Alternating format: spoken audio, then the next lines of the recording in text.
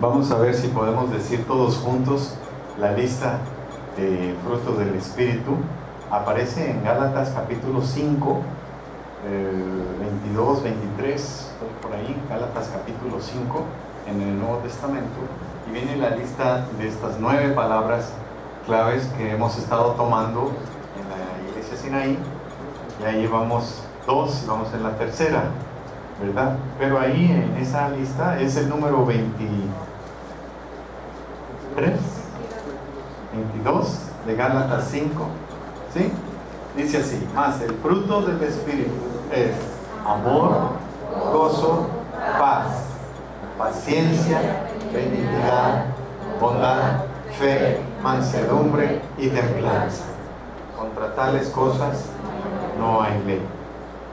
Entonces, como predicador, pues ya me delaté así muy abiertamente de qué voy a estar predicando, no solamente durante el mes de julio sobre la paz, pero si usted visita esta iglesia en el mes de agosto, bueno, puede esperar que vamos a estar predicando sobre la paciencia, y en el mes de septiembre, Dios mediante, la benignidad, luego octubre, la bondad, si Dios nos presta vida, ¿verdad? Iremos así una por mes. Entonces, ahora estamos en la paz, el tercero de la lista. Hemos estado diciendo que todas estas 9 palabras son una en realidad, porque se dan cuenta que dice el fruto del Espíritu, no dice los frutos del Espíritu. Es un error que nosotros cometemos de pensar que son diferentes el amor al gozo, a la paz, a la paciencia, no son diferentes, es uno solo, es el fruto del Espíritu. Entonces tal vez los hermanos de Sinaí me hubieran dicho: bueno, entonces hermano, hubiera predicado nomás un mes, y es nada más uno, acaba pronto, ¿verdad? Pero lo que pasa es que es uno que tiene todos estos aspectos, como un diamante que está muy bien cortado y que tiene diferentes lados, ¿verdad? Y lo vemos por un lado y es amor, por otro lado es gozo, y esta misma cosa le damos vuelta y es paz, ¿verdad? Y entonces, habiendo dicho eso, ninguno de nosotros tiene permiso para decir: pues yo soy una persona de mucho gozo, pero que lo que me falta es la paciencia. Yo sí soy de gozo, pero no de paciencia. No se puede, no tenemos permiso, porque es uno el fruto del Espíritu y va junto. Es este racimo precioso de estas 9 uvas, que llevamos 3, ¿verdad? Iluminadas, que va junto, ¿verdad? No puede uno ser muy amoroso y no tener paciencia. Eso yo me lo estoy predicando a mí, me estoy mordiendo la lengua, ¿verdad? No puedo decir: sí, yo quiero mucho a la gente y soy muy amoroso con mi familia, pero no les tengo paciencia, porque la paciencia pues es una forma del amor. Todas estas características, todo este fruto del Espíritu es uno y se llama amor. Lo que el Espíritu produce en nuestra vida es amor, y tiene estas facetas: el gozo, la paz, la paciencia, la benignidad, la bondad, la fe como fidelidad, la mansedumbre y la templanza. Y vamos pues a dar comienzo a nuestras reflexiones acerca de la paz. Y lo primero que vamos a decir hoy es que Dios es Dios de paz. Dios es Dios de paz. Nos hemos confundido mucho en la historia al imaginarnos que Dios bendice a los ejércitos, que Dios bendice los misiles y las bombas, las espadas. Es un error que hemos tenido por muchos años, ¿no? Cuando los primeros misioneros llegaron a evangelizar a las tribus de Europa del Norte, tribus germánicas, ¿verdad? Ellos les presentaron el evangelio, y en aquella época, en la antigüedad, era la costumbre que si el rey se convertía, entonces todo el pueblo se convertía, ¿no es cierto? Pues entonces le presentan el evangelio al rey, a los nobles ahí, a los hermanos de las tribus estas bárbaras, y ellos dicen: bueno, denos unos días para considerar la cuestión y les daremos nuestra respuesta. Cuando se cumplió el plazo, vuelven los misioneros, quieren saber la respuesta de los hermanos. ¿se van a bautizar? ¿Van a hacerse cristianos o no? Y le responden, sí, nos vamos a hacer cristianos y nos vamos a bautizar, pero el brazo derecho no se va a bautizar, porque el brazo es para la guerra.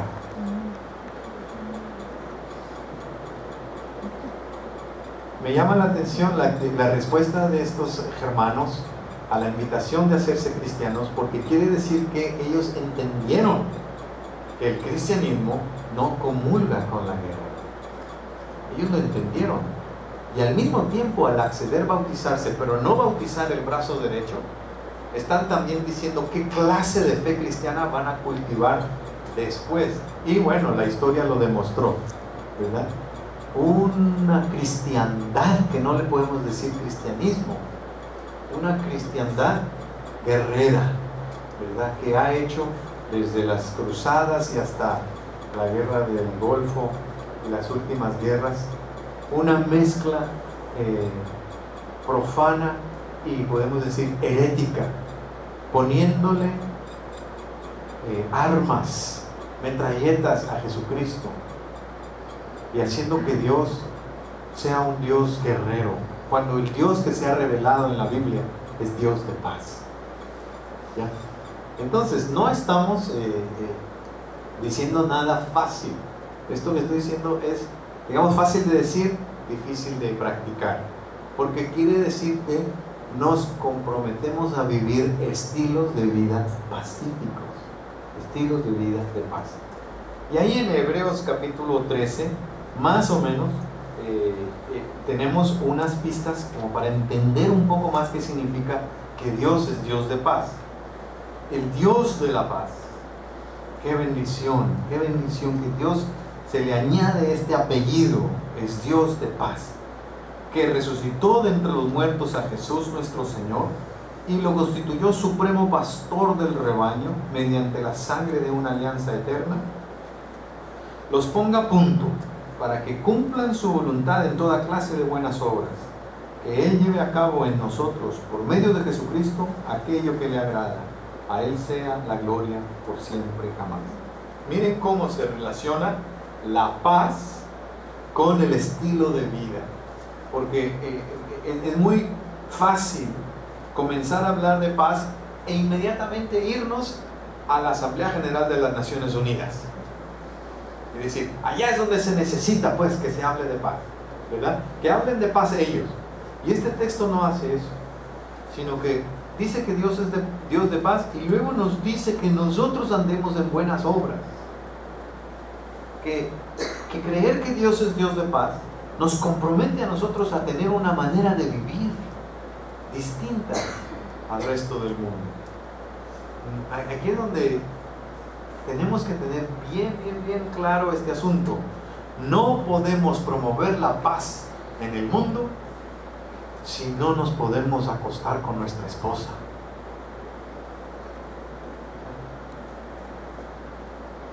No podemos ser campeones de la paz en la escuela, en las escuelas, en la sociedad, si no podemos conversar con nuestro hijo. ¿Ya? O sea, no se trata de ganar premios mundiales o nacionales de paz, ¿verdad? Cuando no podemos platicar con la persona que comparte nuestro mismo techo. O sea, nos compromete a un estilo de vida distinto, que está según la gracia, porque dice que según la gracia, Dios lleva a cabo en nosotros, por medio de Jesucristo, el tipo de vida que le agrada a Dios. Entonces nos ponemos en sus manos y queremos que Dios produzca este tremendo fruto del Espíritu Santo en nuestra vida, la paz. La paz, que significa poder, aunque sea muy sencillita la sopita de arroz con frijoles en bola, muy sencillita, nada sofisticado, ¿verdad? Poder darle gracias a Dios por esta bendición y un bocado así sencillo pero en paz. Creo que lo dice así Proverbios capítulo 21 versículo 9: es mejor vivir en un cuartucho chiquitito ahí amontonado pero en paz.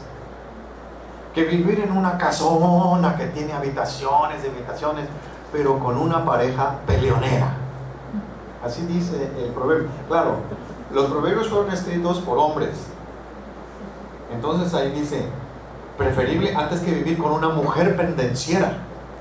Cuando le compartí eso a mi esposa, dice, pero yo no soy pendenciera.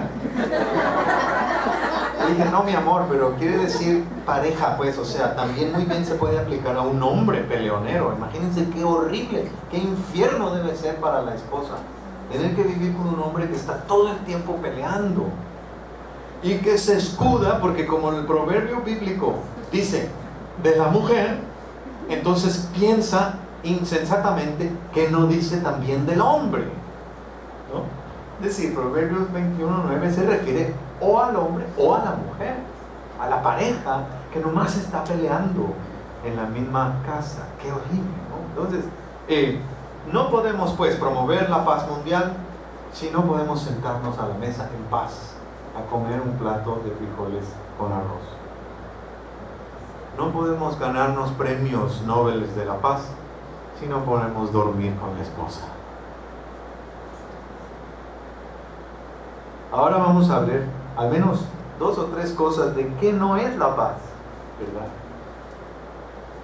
Y vamos a ver que en primera instancia la paz bíblica, ¿por qué le estoy diciendo esto? Porque el Señor Jesús le dijo a sus discípulos en Juan 14:27, yo les dejo la paz, mi paz se la doy. Una paz que no es la que el mundo da.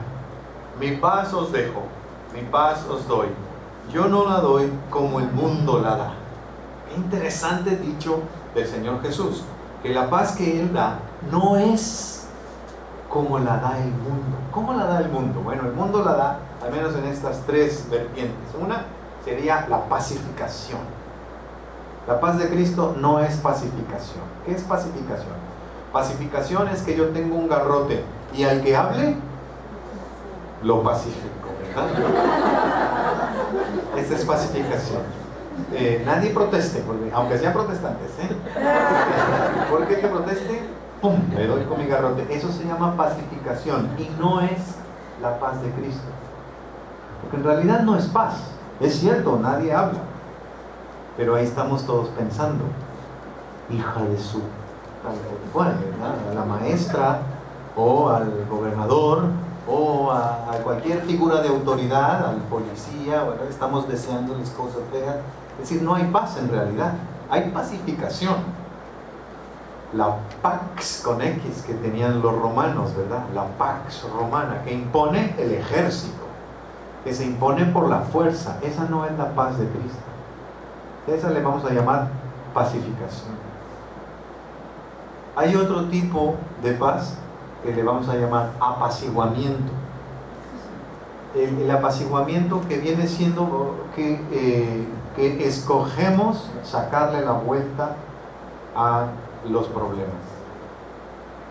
Y vivimos como las avestruces con la cabeza escondida en la tierra, pensando que todo está bien y que todo está en paz, pero en realidad no hay paz, porque ahí está el conflicto que hay que atender. La presencia de conflictos no tiene nada de malo, ¿verdad? Los conflictos forman parte de la vida y no debemos de sacarle la vuelta. Debemos de enfrentarlos de una manera pacífica, de una manera creativa, ¿verdad? A ver, tenemos un conflicto, ¿cómo lo resolvemos? ¿A pistolazos?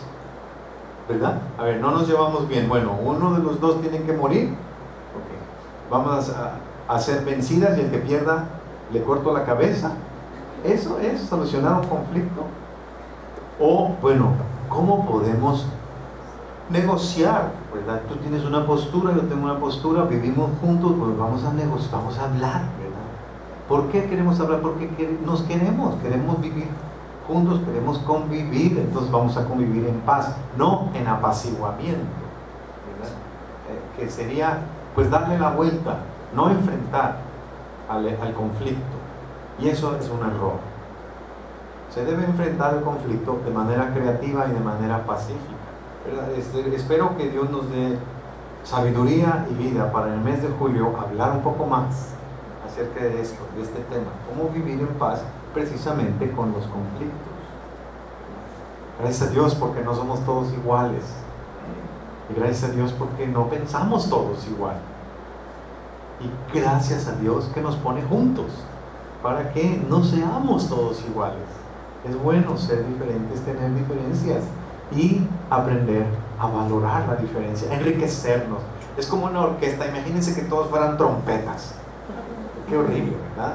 Pero la trompeta forma parte de la orquesta, pero junto con todos los demás instrumentos. Y en la iglesia, en la familia, en la sociedad, así somos también.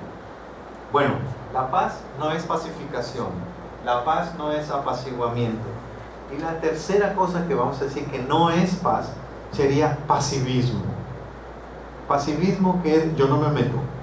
El pleito es de ustedes dos, ¿verdad? El pleito es entre los priistas y los perredistas, o el pleito es entre los blancos y los negros.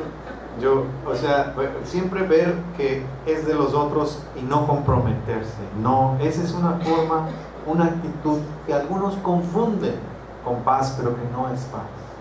Es pasivismo, es indiferencia, y a fin de cuentas la indiferencia no es amor. Y con esto vamos a terminar, ¿verdad? El mayor enemigo del fruto del Espíritu es la indiferencia.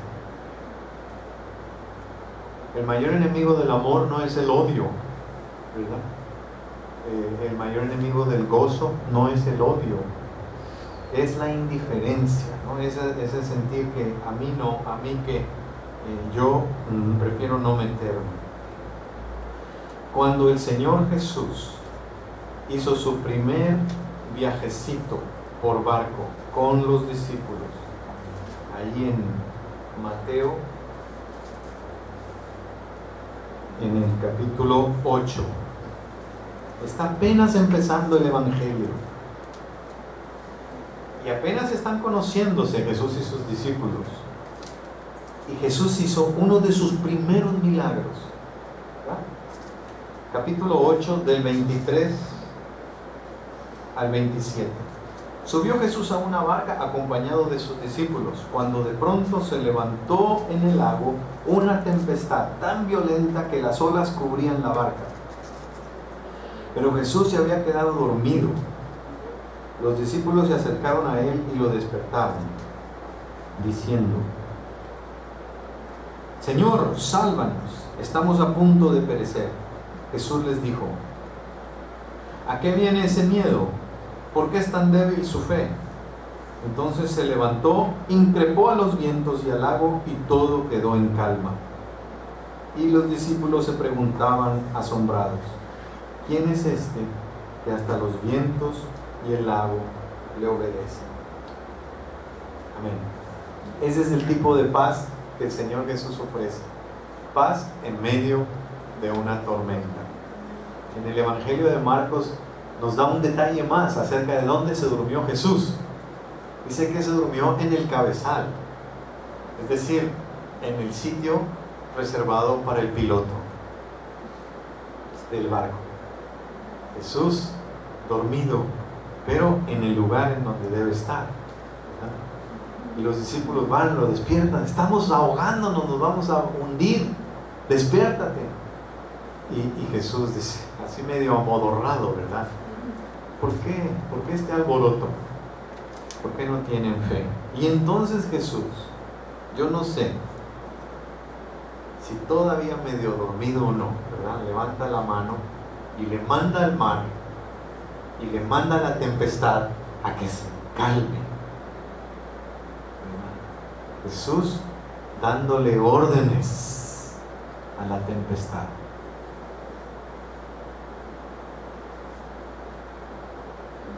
Si Jesús está en nuestra vida, que Él esté, aunque esté dormido, pero que Él esté en el cabezal, ¿verdad?, de nuestra barca. Y si Él está en nuestra vida, no importa que haya tormenta, seguramente habrá tormenta. y la tormenta con todo y el riesgo y el peligro de que se nos voltee la barca, que se haga agua, que se hunda, que perezcamos. Pero Jesús presente ahí en nuestra barca es garantía de paz. Él puede con su mano, con su palabra, traer paz, calma a nuestras tormentas. Él puede realmente, sí, pacificar y realmente apaciguar, no como el mundo la da, sino con la paz que viene de Dios, ¿no?